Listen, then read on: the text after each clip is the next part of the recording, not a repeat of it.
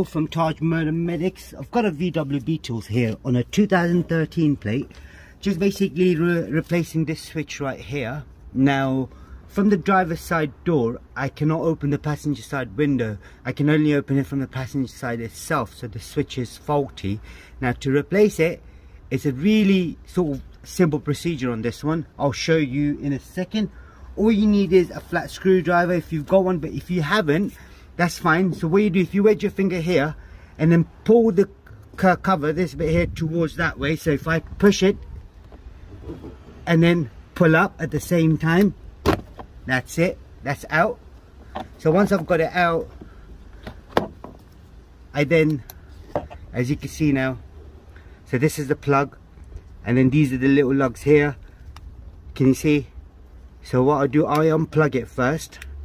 So I push this in, unplug it. Once I've got it unplugged, this is what we're replacing. Now if you look at this, I know it's a different color, but they're identical.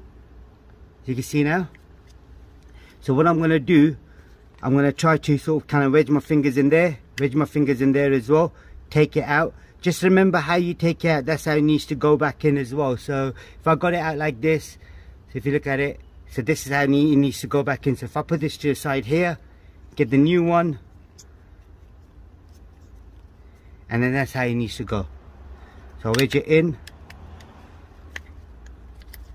and make sure it clips in properly. That's it, that's in there now. I then get the plug, got the plug in, I then slot it in.